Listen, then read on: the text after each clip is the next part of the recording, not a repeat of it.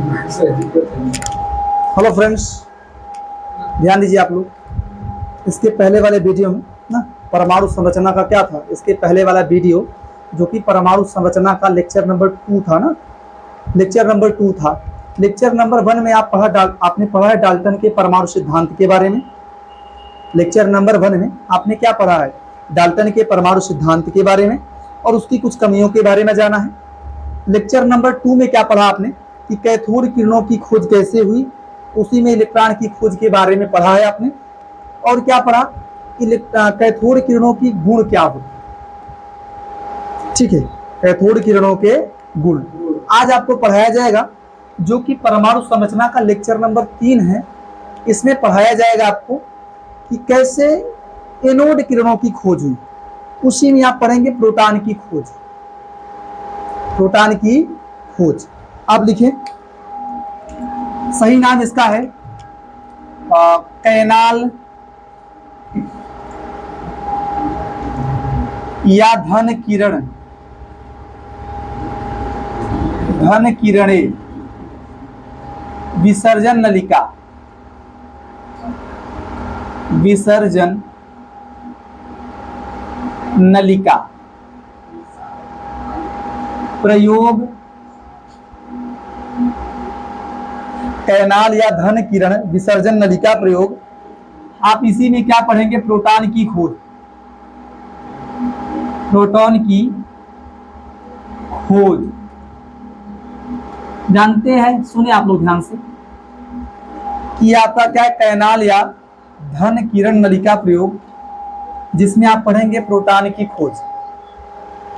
यह प्रयोग किया था 1886 में गोल्डस्टीन, ई गोल्डस्टीन, यूजेन, ई का मतलब यूजेन लिखा जाता है, सुने ध्यान से आप लोग। यह प्रयोग किया था 1886 में, अभी तो मैं लिखाऊंगा 1886 में। किसने किया था, ई गोल्डस्टीन। ई का मतलब क्या है, यूजेन, यूजेन गोल्डस्टीन। जानते हैं इसने क्या किया, उसी प्रयोग को दोहराया जो थॉमसन ने किया था, उसी प्रयोग को दोहराया, बस वहां पे हाइड्रोजन गैस ली, हाइड्रोजन गैस को लिया। देखिए क्या हुआ वो समझे आप। इन्होंने क्या किया, एक विसर्जन नलिका ली, ठीक है, एक विसर्जन नलिका ली और उसमें क्या प्रवाहित किया पता है, हाँ, उसमें जो है हाइड्रोजन गैस को लेकर उच्च वोल्टेज की धारा प्रवाहित की, उच्च वोल्टेज का लगभग 10,000 वोल्ट की, और निम्न दाब पर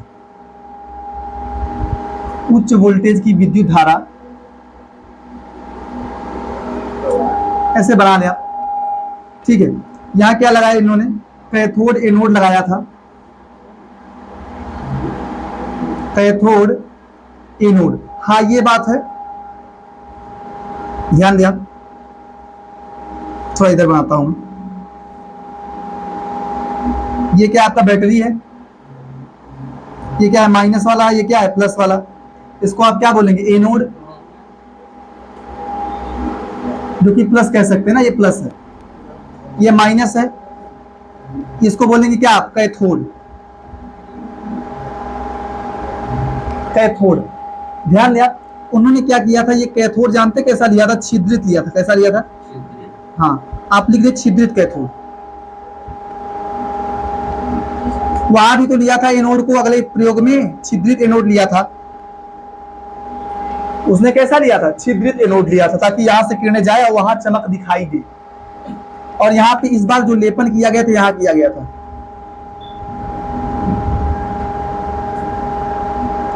जिंक सल्फाइड का लेपन यहां कर दिया, ठीक, हाँ जिंक सल्फाइड की परत यहां लगा दें आप। और ये आपका क्या है, निर्वात पंप है, निर्वात पंप। ध्यान दो आप, ये आपकी बैटरी है,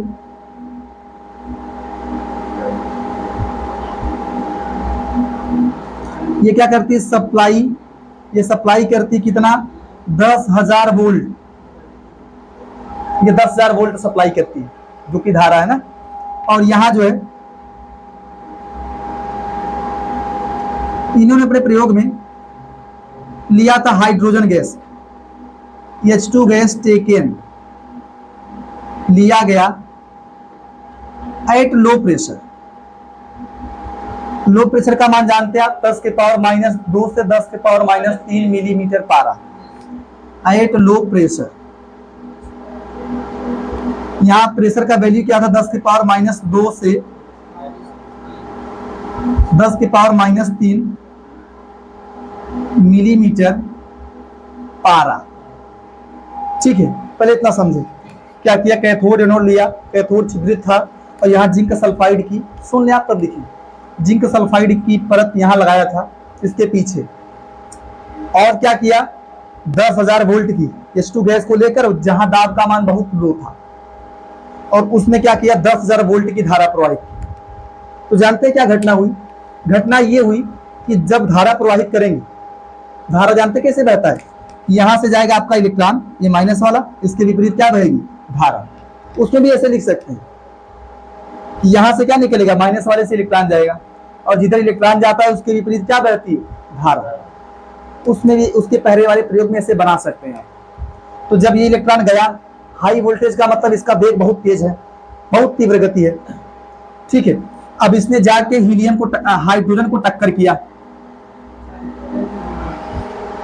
हाइड्रोजन गैस लिया था, बाद में इसके स्थान पे हीलियम भी लिया था। तो क्या हुआ था, पहले ही आप H2 को लेके समझे, फिर हाइड्रोजन आया तो हीलियम आया तो क्या पढ़ा, क्या प्रभाव पड़ा, उसको भी मैं समझाऊंगा। ठीक है, जैसे कि मैंने आपको ये बताया कि देखो, इसके पहले वाले प्रयोग में जब कैथोड किरण नलिका प्रयोग किया गया था, विसर्जन नलिका प्रयोग, तो उसमें क्या हुआ था, है ना, विसर्जन नलिका।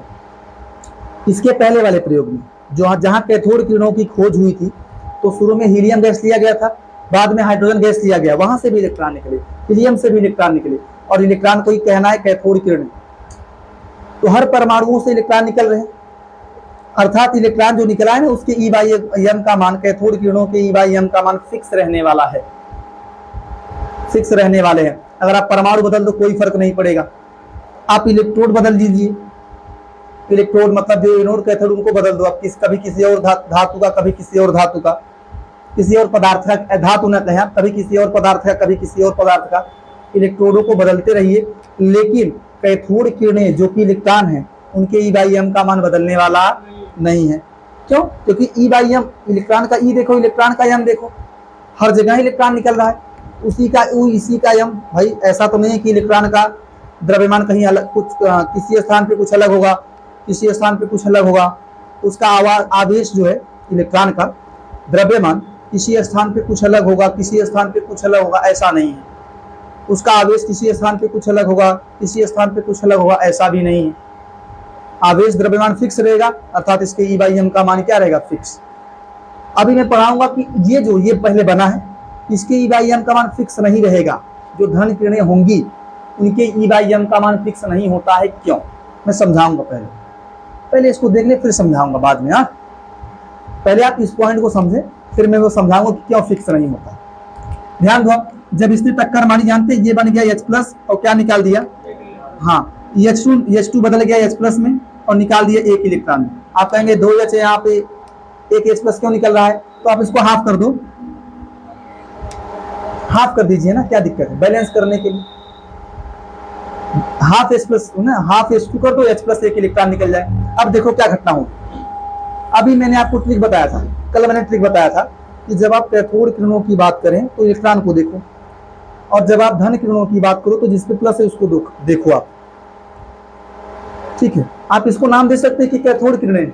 अभी मैं आपको एक ट्रिक बताऊंगा, ठीक है, कि जिनमें कैथोड किरणों की बात और धन किरणों की बात साथ में की जाए। कैथोड किरणों की बात और धन किरणों की बात साथ में की जाएगी। वो नोट पॉइंट है, आपके नई बुक में नहीं दिया है, लेकिन मैं उसकी चर्चाएं कर दूंगा ताकि आप समझ पाएं। फिलहाल आप ये जानते रहिए कि जब आप कैथोड किरणों की बात करेंगे आपको ये देखना है, इलेक्ट्रॉन को देखना है, और जब आप धन किरणों की बात करेंगे आपको इसको देखना है। तो ये आपका धन किरण है, क्या है, धन किरणें इसको बोल सकते हैं आप। अब यही क्या ध्यान दो, हाँ, कैनाल किरणें भी कह सकते हैं। देखो यही निकला H+ और इलेक्ट्रॉन। अभी मुझे ये क्या घटनाएं कर रहा है उस पर फोकस नहीं कर रहा है, मुझे इस पे फोकस करना है। अब ये जाके इधर टकराया, चमक उत्पन्न होगी। अब इसी का नाम क्या दिया गया, धन किरणें, क्या नाम दिया गया, हाँ मैं इधर नाम लिख देना उसका, धन किरणें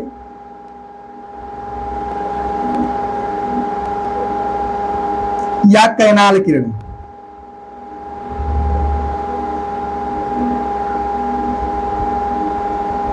धन किरणें या कई लोग इसको एनोड किरणें भी कहते हैं, लेकिन अभी मैं लिख दे रहा हूं जानकारी के लिए, लेकिन ये कहना सही नहीं है।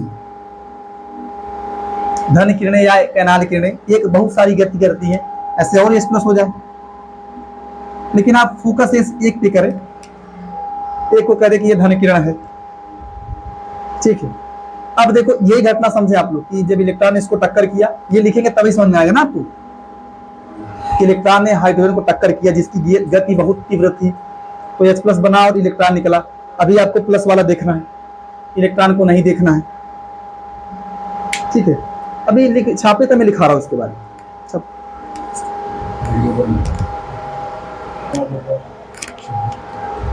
हो गया अपन, इसमें लिखे आप कि प्रयोग में क्या हुआ वो लिखे आप,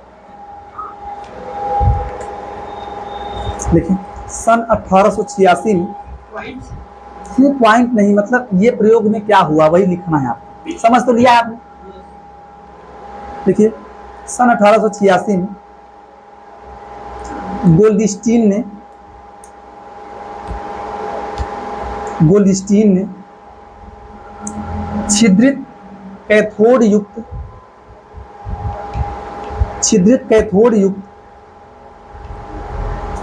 विसर्जन नलिका में, छिद्रित कैथोड युक्त विसर्जन नलिका में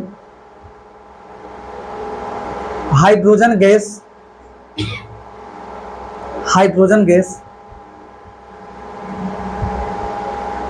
लेकर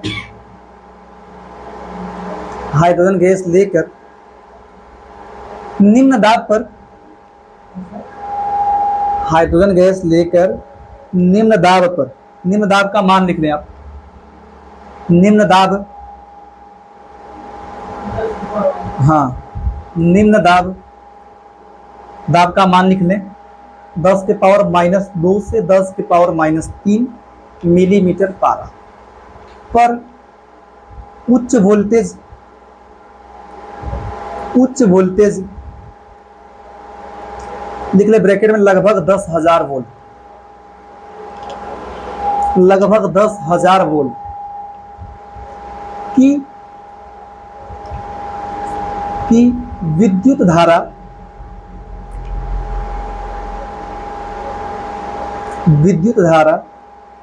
प्रवाहित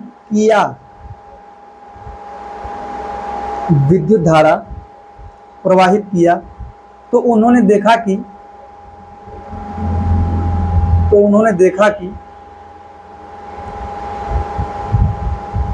कुछ किरणें एनोड से कैथोड की ओर जाती हुई, एनोड से कैथोड की ओर जाती हुई प्रतीत हो रही थी,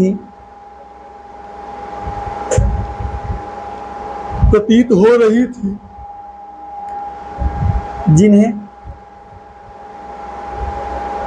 कैनाल किरणें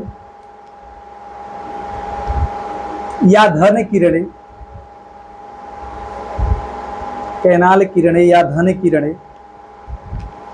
कहा जाता है। कैनाल किरणें या धन किरणें कहा जाता है। नीचे लिखें, नोट में लिख सकते हैं आप, नोट में लिखो, नोट करके लिखें आप। कैनाल किरणें या धन किरणें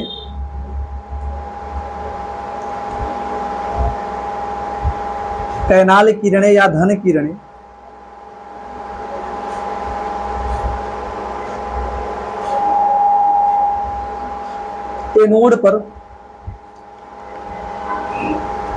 कैनाल किरणें या धन किरणें एनोड पर उत्सर्जित नहीं होती, उत्सर्जित नहीं होती, मतलब एनोड पर नहीं निकल रही, बता रहा हूं कहां निकल रही, एनोड पर उत्सर्जित नहीं होती, इसीलिए इन्हें एनोड किरणें कहना, इसीलिए इन्हें एनोड किरणें कहना सही नहीं है,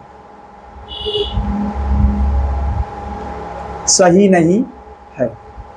अब आप इसको समझ लें, इस पॉइंट को समझें आप ध्यान से, इस पॉइंट को समझें आप। देखो, कैथोड किरणों का मतलब इलेक्ट्रॉन होता है, इलेक्ट्रॉन तो कैथोड से निकल रहा है ना, और निकलने के बाद कैथोड से एनोड की तरफ जा भी रहा है, माइनस से कहां जाएगा, प्लस की तरफ। तो आपने उसको इसीलिए कैथोड किरणें कहा क्योंकि वो कैथोड से निकल रहा है। और आप उसको ध्यान दें, कैथोड किरणों को आप प्रेरावेशित किरणें भी कह सकते हैं। आप क्या कह सकते हैं, आप लिख भी सकते हैं, कैथोड किरणें को क्या बोल सकते हैं, हाँ, कैथोड किरणें को आप क्या बोल सकते हैं,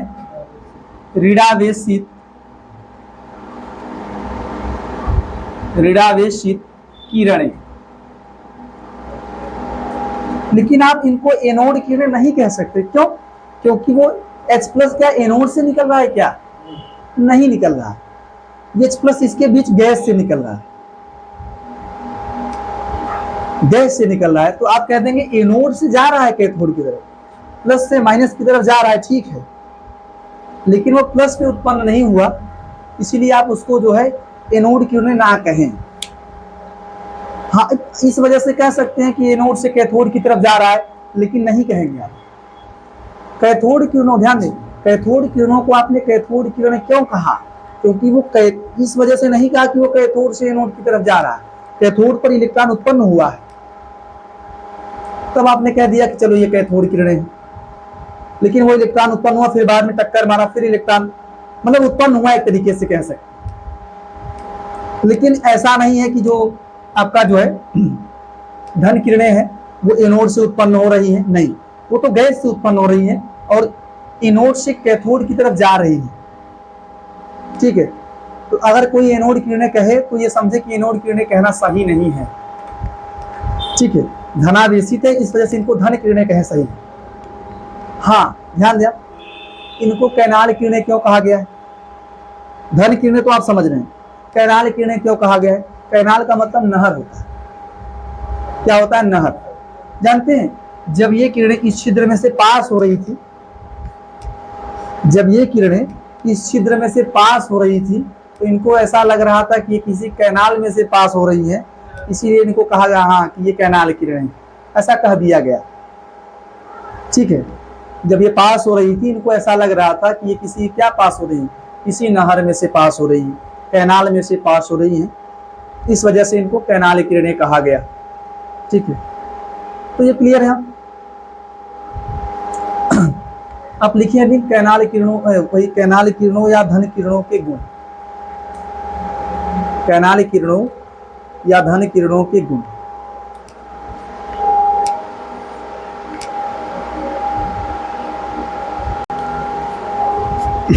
ध्यान दीजिए आप लोग, आपने क्या लिखा है, कैथोड ये धन किरणें या कैनाल किरणों के गुण। क्या हुआ, सही नहीं आ रहा है क्या, स्टॉप करो, स्टॉप करो, ध्यान दिया, ध्यान दो, कैनाल किरणों या धन किरणों के गुण। इसमें क्या क्या लिखा आपने, पहला पॉइंट ये लिखा है कि जो कैनाल किरणें होती हैं कैथोड किरणों की तरह, जैसे कैथोड किरणें सीधी मार्ग में चलती हैं, वैसी ही कैनाल किरणें भी सीधी मार्ग में ही चलती हैं, सेम प्रॉपर्टी है, वो सीधी मार्ग में जाता है, ये भी सीधी मार्ग में जाएगा। हाँ, बस डिफरेंस ये है कि जो कैथोड किरणें होती हैं वो माइनस से कैथोड से एनोड की तरफ जाती हैं, और ये कहाँ जाती हैं, एनोड से कैथोड की तरफ। ये डिफरेंस है, ये डिफरेंस है, बता दें। समानता ये है कि ये भी सीधी मार्ग में जाती है, वो भी सीधी मार्ग में जाती हैं। हाँ, किंतु ये बात है कि जो कैनाल किरणें होती हैं या धन किरणें होती हैं, इनका जो वेग होता है प्रकाश के वेग से या कैथोड किरणों के वेग से, प्रकाश के वेग कहें या कैथोड किरणों के वेग से कम होता है। इसके बाद क्या है, ये भी अपने मार्ग में रखी हुई छेपड़ी पहिए को घुमा देती है। ये भी क्या होता है, अगर इनके मार्ग में कोई वस्तु रखा जाए, कोई भी छेपड़ी पहिया रखा जाए तो ये उसको घुमा देती हैं, जिससे क्या स्पष्ट होता है कि ये कोई वस्तु है न कि ऊर्जा। अगला ये भी लिख सकते हैं आप कि ये क्या करती है, अपने मार्ग में रखी, ये अपने मार्ग में रखी किसी वस्तु की छाया उत्पन्न करती हैं, जैसा कि आपने उसमें लिखा था। बहुत सारी प्रॉपर्टी सेम है। इसके बाद क्या देखो, हाँ ये बात है, इनकी आयनन क्षमता या इनकी भेदन क्षमता ऐसा कह सकते हैं। गैसों को आयनित करने की जो क्षमता होती है, ऐसा कहे ना, सीधा बोलो, इनकी जो आयनन क्षमता होती है या इनका वेग होता है, ठीक है, वो क्या होता है, कैथोड किरणों से कम होता है। अगला पॉइंट क्या है, विद्युत अथवा चुंबकीय क्षेत्र की उपस्थिति में ये किरणें धनावेशित कणों की भांति व्यवहार करती हैं, जिससे यह स्पष्ट होता है ये धनावेशित कणों से मिलकर बनी होती है, जिन्हें क्या कहा जाता है, प्रोटॉन कहा जाता है। और प्रोटॉन किसने कहा था, रदरफोर्ड ने। मतलब समझे आप लोग, जो धन किरणें हैं या कैनाल किरणें हैं, ये क्या करती हैं, अगर विद्युत क्षेत्र या चुंबकीय क्षेत्र लगाया जाए, विद्युत क्षेत्र का मतलब प्लस माइनस लगा दिया जाए। मान लीजिए यहाँ देखिए, आप समझें, इधर तो दिख रहा है, समझ में आएगा। यहाँ लाइट आ रहा है क्या, यहाँ पे, हाँ ये बल्ब आ रहा है क्या, आ रहा है, ध्यान दिए आप समझिए। चलो अच्छा, इसको मिटा दे रहा हूँ। जैसे मान लीजिए ऐसा होता कि, सुनो ध्यान से, आप जान चुके कि सीधी मार्ग में जा रहे हैं। अब आप ऐसा कर सकते हैं कि आपका प्लस है, ये माइनस है, ये क्या हो रही है, प्लस से माइनस की तरफ जा रही है, एनोड से कैथोड की ओर जा रहे हैं, सीधी मार्ग में जाती है। लेकिन अगर आपने लगा दिया प्लस माइनस, आपने लगा दिया विद्युत क्षेत्र, तो जानते क्या देखा गया, ये किरणें इधर थोड़ा सा मुड़ गई, सीधी मार्ग में न जाकर। जब तक विद्युत या चुंबकीय क्षेत्र नहीं होता है, ये सीधे मार्ग में जाती है। लेकिन जैसे ही लगा देंगे विद्युत या चुंबकीय क्षेत्र, तो मान लीजिए आपने लगा दिया विद्युत क्षेत्र, मान रहा हूं मैं कि आपने लगा दिया विद्युत क्षेत्र, तो विद्युत क्षेत्र लगाने पर क्या हुआ, ये इधर मुड़ गई।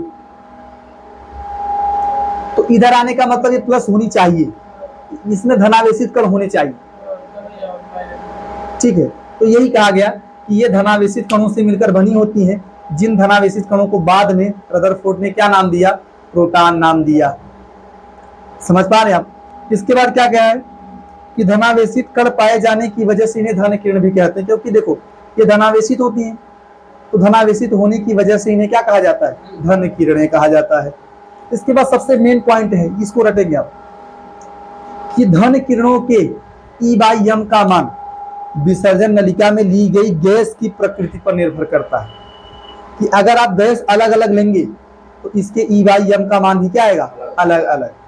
बता रहा हूं कैसे, ध्यान दो ध्यान दिया, मिटाने लगा है, स्टॉप करो, ध्यान दीजिए आप, मैं ये बता रहा हूं, एक नोट पॉइंट समझे आप। देखो जैसे मान लें, इसको चालू ही करना, चालू बंद करें, लेटिए, सही होता सही, बल्बों को प्रॉब्लम है। हाँ ध्यान दीजिए, देखो ध्यान से इधर देखो क्या है कि मैं, सुनो, मैं आपको नोट पॉइंट बताना चाहता हूं। नोट पॉइंट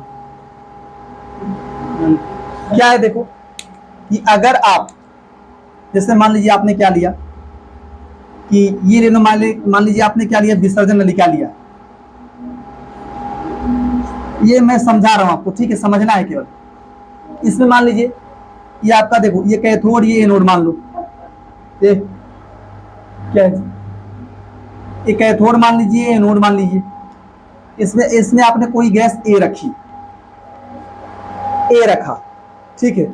और अगर आपने हाई वोल्टेज अप्लाई किया, समझने वाली बात है कि आपने क्या किया, हाई वोल्टेज अप्लाई किया, 10,000 वोल्टेज ना, और प्रेशर का वैल्यू लो रखा आपने। यहाँ सब ये सिस्टम लगा हुआ, निर्वात पंप वगैरह सब लगे हुए हैं। यहाँ मैं समझा रहा हूँ कि कैसे आप पहचाने कैथोड किरणों के बारे में, कैसे पहचानना है धन किरणों के बारे में, ठीक है।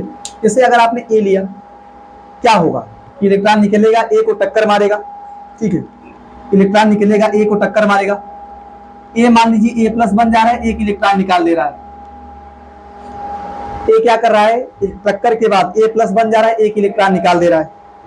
ठीक है, मान लो अगर आपने, सुने ध्यान से, मैं एक के स्थान पे कोई ले लूँ H2 गैस या हीलियम गैस लेता हूँ, तो हीलियम गैस लेने पर क्या होगा, ये आपको क्या बनाएगा, He प्लस बनाएगा और एक इलेक्ट्रॉन निकाल देगा। अगर आपने H2 लिया है तो H प्लस बना देगा और एक इलेक्ट्रॉन निकाल देगा। यहाँ हाफ कर दें आप, ये आपकी ये धन किरणें हैं। कौन सी किरणें हैं, धन किरणें। और ये कौन सी किरणें हैं, कैथोड किरणें यार। ये कौन सी किरणें हैं, तो आपने क्या देखा कि गैस चेंज करने पर भी कैथोड किरणें तो सेम रही, लेकिन देखो यहाँ धन किरणें He प्लस है, यहाँ धन किरणें क्या है, H प्लस है। H प्लस हल्का होता है, हाइड्रोजन हल्का होता है, और हीलियम क्या होता है, भारी होता है। तो आप ये कह सकते हैं ना कि अगर आप गैस चेंज करेंगे तो इसकी जो है फर्क पड़ेगा E बाई एम पर। क्यों E बाई एम कैसे फर्क पड़ेगा, जानते हैं? जैसे मान लो H प्लस लिया आपने या He प्लस लिया है, इस पर आवेश तो एक ही है, आप इसको मान सकते हैं प्लस E आवेश है। आवेश का मान तो E है, दोनों पर ही एक आवेश है ना, प्लस आवेश है, तो आवेश को E से दिखा सकते हैं, तो लिखेंगे प्लस E आवेश। कौन सा आवेश है, प्लस E आवेश। लेकिन यम का मान देखो, द्रव्यमान, जो इसका द्रव्यमान होता है, इसका द्रव्यमान आप लिख सकते हैं 1 AMU। हाइड्रोजन का द्रव्यमान 1 AMU या 1 U होता है, और हीलियम का द्रव्यमान जानते हैं कितना होता है, 4 AMU। कितना होता है, 4 AMU। इसका द्रव्यमान 1 AMU होगा, किसका, हाइड्रोजन का। आवेश तो सेम है, 1 प्लस यहाँ भी 1 प्लस यहाँ, E का मान फिक्स है। लेकिन यम का मान देखें, यम का मान इसके लिए 1 AMU होगा, इसके लिए 4 AMU। ऐसा कह सकते हैं कि इसके लिए कम होगा, द्रव्यमान इसके लिए कम होगा, और इसके लिए क्या होगा, ज्यादा। तो जानते हैं क्या होता है, जब E बाई एम का मान निकालेंगे तो यम को ध्यान दें, अगर यम का मान बढ़ेगा ना, E बाई एम का मान कम हो जाएगा अपने आप। रट ली से ये बता, ये रट लो कि अगर नीचे होता है उसका वैल्यू बढ़ना नहीं चाहिए। जैसे आपने पढ़ा D बराबर एम बाई भी ना, कि अगर V बढ़ता है तो D कम हो जाता है, घनत्व तो कम हो जाएगा आयतन बढ़ने के साथ। उसी प्रकार अगर यम बढ़ेगा तो आपके पूरे E बाई एम का मान कम हो जाएगा, क्योंकि E का मान तो फिक्स है। अगर यम का मान बढ़ेगा तो E बाई एम का मान कम हो जाएगा। तो ये रख लें आप कि हाइड्रोजन के लिए E बाई एम का मान कम आता है, समझ लें कि हाइड्रोजन के लिए E बाई एम का मान कम आएगा, और हीलियम के लिए E बाई एम का मान क्या आएगा, नहीं हाइड्रोजन के लिए ज्यादा आएगा। हाइड्रोजन के E बाई एम का मान अधिकतम आएगा, और हीलियम के E बाई एम का मान क्या आएगा, न्यूनतम आएगा। और क्या आएगा वो निकाल भी सकते हैं, या यहाँ सबसे बढ़िया नोट पॉइंट लिख लूं, सबसे बेस्ट नोट पॉइंट, अगर यम का मान बढ़ेगा, कोई भी गैस ले, हाँ, यम का मान बढ़ने पर E बाई एम का मान क्या होता है, कम होता जाता है। E बाई एम का मान कम होता जाता है। तो इस हिसाब से जानते हैं, इस हिसाब से जो सबसे हल्की गैस है हाइड्रोजन ही है। सबसे हल्की गैस कौन है, सबसे हल्का हाइड्रोजन, उसके बाद हीलियम वगैरह सब भारी आएंगे। लिथियम मान ले लिया आपने मान लीजिए क्या ले लिया, लिथियम, वो तो हीलियम से भी ज्यादा भारी है, उसका 7 AMU होगा। लिथियम का कितना होगा, 7 AMU। तो जैसे जैसे ये जो है कह सकते हैं ना, यम बढ़ता जाएगा, E बाई एम का मान कम होता चला जाएगा। तो आप ये रट लो, यम का मान जैसे ज्यादा होगा E बाई एम का मान कम होगा, या यम का मान जैसे कम होगा E बाई एम का मान ज्यादा होगा। समझ पा रहे हैं आप समझिए ध्यान से कि यम का मान ज्यादा होगा, E बाई एम का मान कम आएगा। अगर यम का मान कम होगा, E बाई एम का मान क्या आएगा, ज्यादा। आप ये समझ लें कि कैथोड धन किरणों का ध्यान दें, धन किरणों के E बाई एम का मान अलग अलग होता क्यों है, मास की वजह से। मास की वजह से, चार्ज तो सेम है, मास बदल रहा है, द्रव्यमान बदल रहा है, उसके बदलने की वजह से E बाई एम का मान बदल जाता है। समझ पा रहे हैं आपने। और ये भी समझ लो, आपसे कोई पूछता है कि सबसे अधिक E बाई एम का मान किसका होता है, कौन सी गैस लेने पर। देखो धन किरणों के E बाई एम का मान बदलता है, आप पहली बात जान चुके हैं कि गैस अलग अलग लेंगे तो बदलेगा। अब आपसे ये पूछा है किसके लिए अधिकतम होता है, हाइड्रोजन गैस लेंगे, और क्या होगा वो भी निकालिए अभी आप, ठीक है, निकालिए आप, देखिए ध्यान से। बंद कभी चालू मत करना। ध्यान दीजिए आप लोग, देखो देखो मैं सुन लो पहले, आप एक बार तब लिखिएगा, ठीक है। जैसे जो H प्लस नहीं है, H प्लस को कहते हैं प्रोटॉन। H प्लस को प्रोटॉन कहा जाता है, जानते हैं क्यों? क्योंकि देखो जो हाइड्रोजन है इसका परमाणु क्रमांक 1 होता है, इसमें एक प्रोटॉन पाया जाता है और एक इलेक्ट्रॉन पाया जाता है। अगर इसका एक इलेक्ट्रॉन निकल जाए तो क्या बचेगा? प्रोटॉन। ध्यान दें आप, ये हाइड्रोजन है, इसमें एक इलेक्ट्रॉन होता है और एक प्रोटॉन होता है। अगर इसका एक इलेक्ट्रॉन निकल जाए तो H पे प्लस आ जाएगा। हाँ, H प्लस को प्रोटॉन कहा जाता है। क्या कहा जाता है? प्रोटॉन। तो आपको पता है प्रोटॉन का द्रव्यमान क्या होता है? 1.672 10 के पावर -24 ग्राम या 10 के पावर -27 किग्रा। इसीलिए आपने कल कहा था, मैंने कल लिखवाया था कि जो हाइड्रोजन का मतलब इलेक्ट्रॉन का द्रव्यमान होता है, हाइड्रोजन के द्रव्यमान या प्रोटॉन के द्रव्यमान का 1/1837 या 40 कह सकते हैं, 1/1840 भाग होता है। क्यों? क्योंकि हाइड्रोजन का द्रव्यमान और प्रोटॉन का द्रव्यमान क्या होता है? सेम। भाई देखो, द्रव्यमान पर इलेक्ट्रॉन का कोई फर्क नहीं पड़ता। द्रव्यमान पर आप सोचेंगे कि हाइड्रोजन में इलेक्ट्रॉन था, प्रोटॉन में तो इलेक्ट्रॉन है ही नहीं। प्रोटॉन तो प्रोटॉन है, वहां तो इलेक्ट्रॉन है नहीं, द्रव्यमान पे फर्क नहीं पड़ेगा। आपके हिसाब से द्रव्यमान पे फर्क पड़ना चाहिए, लेकिन वास्तव में इलेक्ट्रॉन से द्रव्यमान पे कोई फर्क नहीं पड़ता। आप ये जानते रहिए, जो हाइड्रोजन का द्रव्यमान होता है वही किसका द्रव्यमान होता है? प्रोटॉन का। ठीक है, तो ध्यान दें आप, सुनो ध्यान से। तो क्या लिखा है? अगर आपने, आपको यहाँ लिखा गया कि m का मान बढ़ने पर E/m का मान कम होता जाता है। यहाँ बताया गया कि अगर आपने प्रयोग विसर्जन नलिका में H2 गैस ले लिया, उन्होंने H2 लिया ही था, इसीलिए कहा प्रोटॉन की खोज हुई। ध्यान दो, गोल्डस्टीन ने किसे लिया था? H2 गैस लिया था, इसलिए किसकी खोज हो गई? प्रोटॉन की। भाई H2 गैस लिया था, He+ लिया होता तो बोलते कि ये धन किरण है, लेकिन इसको प्रोटॉन नहीं कहेंगे। क्यों? ये भी क्वेश्चन है कि He+ को प्रोटॉन नहीं कहेंगे। क्यों नहीं कहेंगे पता है? क्योंकि He जो होता है, He उसका परमाणु क्रमांक 2 होता है। कितना होता है? ध्यान दे, जो हीलियम होता है उसमें 2 प्रोटॉन पाए जाते हैं। और आपको बताया गया कि जो द्रव्यमान नहीं होता है वो किस पर डिपेंड करता है? प्रोटॉन पर और न्यूट्रॉन पर, इलेक्ट्रॉन पर डिपेंड नहीं करता। तो जो हीलियम होता है, हीलियम का द्रव्यमान 4 होता है। और अगर आपकी बता दूं आपको, हीलियम प्लस भी हो जाए ना, डबल प्लस, इसका भी द्रव्यमान, इसमें इसका द्रव्यमान भी 4 रहेगा, 4 U कह सकते हैं। और एक U का मान देखो ध्यान से, मैं कहता हूं एक, चाहे एक U का मान जो आपने लिखा है वो रख लो, 1.66 10 की पावर -24 ग्राम, चाहे वो रखो, उससे भी आप रख सकते हैं मान। या एक तरीका ये है कि देखो इसका 4, इसका मतलब क्या है पता है? इसमें 2 प्रोटॉन है और 2 न्यूट्रॉन है। प्रोटॉन और न्यूट्रॉन का द्रव्यमान लगभग सेम मान लो ना, हालांकि वहां 6 7 4 होता है न्यूट्रॉन वाले। हीलियम का द्रव्यमान कितना होता है? 4 है। इस 4 का मतलब ना इसमें 2 प्रोटॉन है, क्योंकि परमाणु क्रमांक 2 है तो प्रोटॉन 2 ही रहेंगे। परमाणु क्रमांक 2 है, प्रोटॉन कितने रहेंगे? 2। तो 2 कौन है? 2 न्यूट्रॉन है। 2 प्रोटॉन है और क्या है? 2 न्यूट्रॉन है। प्रोटॉन न्यूट्रॉन का द्रव्यमान लगभग सेम मान लीजिए आप। तो इसलिए लिखा गया है, देखो इसके केस में जानते हैं क्या लिखा गया है? इसके केस में लिखा गया 4 MP। MP का मतलब मास ऑफ प्रोटॉन, तो 4 कर लो ना, क्योंकि 2 न्यूट्रॉन 2 प्रोटॉन, कुल मिला के 4 कर लो कि 4 प्रोटॉन ही मान लो। द्रव्यमान तो लगभग सेम है, तो 4 MP मान लिया हमने, 4 MP। नहीं तो 2 MP करो प्लस 2 MN करे, 2 MP कीजिए कि 2 into mass of proton, 2 proton है और 2 चुका है न्यूट्रॉन।